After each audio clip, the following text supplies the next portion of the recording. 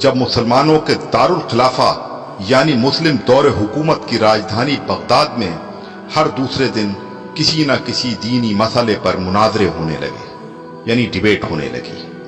جلد ہی وہ وقت بھی آ گیا جب ایک ساتھ ایک ہی دن بغداد کے 4 الگ الگ چوراہوں پر الگ الگ مناظرے ہو رہے تھے۔ پہلا مناظرہ اس بات پر تھا کہ ایک وقت میں سوئی کی نوک پر کتنے فرشتے بیٹھ سکتے ہیں۔ دوسرا مناظرہ اس اہم موضوع پر تھا کہ کوا حلال ہے یا حرام ہے۔ تیسرے مناظرے میں یہ تکرار چل رہی تھی کہ مسواک کا شرعی سائز کتنا ہونا چاہیے۔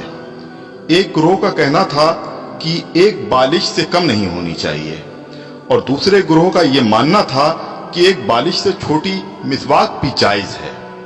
ابھی یہ ڈیبیٹ چل ہی رہی تھی کہ ہلاکو خان کی قیادت میں تتاری فوج بغداد کی گلیوں میں داخل ہو گئی اور سب کچھ تہس نہس کر دیا۔ مسواک کی حرمت بچانے والے لوگ خود ہی بوٹی بوٹی ہو گئے۔ سوئی کی نوک پر فرشتوں کی گنتی کرنے والے لوگوں کی کھوپڑیوں کی میناریں بن گئیں جنہیں گننا بھی ممکن نہیں تھا۔ کوے کے گوشت پر بحث کرنے والوں کے مردہ جسموں کو کوے نوچ نوچ کر کھا رہے تھے۔ آج ہلاکو خان کو بغداد تباہ کیے سینکڑوں برس گزر چکے ہیں، مگر قسم لے لیجئے جو مسلمانوں نے تاریخ سے رتی برابر بھی سبق لیا ہو۔ آج ہم مسلمان پھر ویسے ہی مناظرے سوشل میڈیا پر یا اپنی محفلوں، جلسوں اور مسجدوں کے ممبروں سے کر رہے ہیں۔ داڑھی کی لمبائی کتنی ہونی چاہیے، یا پھر پائجامے کی لمبائی ٹخنوں سے کتنا اوپر کتنا نیچے شرعی اعتبار سے ہونی چاہیے۔ فرقے اور مسلک کے ہمارے جھنڈا بردار صرف اور صرف اپنے اپنے فرقوں کو جنت میں لے جانے کے دعوے کر رہے ہیں، اور دور حاضر کا ہلاکو خان ایک ایک کر کے مسلم ملکوں کو نیست نابود کرتا ہوا آگے بڑھ رہا ہے۔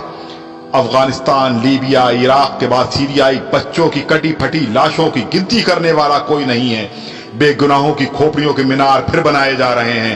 آدم کی نسل کے نوجوانوں، بوڑھے، بزرگوں کی لاشوں کو کوے نوچ نوچ کر کھا رہے ہیں، اور ہوا کی بیٹیاں اپنی عصمت بچانے کے لیے امت کی چادر کا کونا تلاش کر رہی ہیں۔ جی ہاں، اور ہم خاموشی سے اپنی باری آنے کا انتظار کر رہے ہیں۔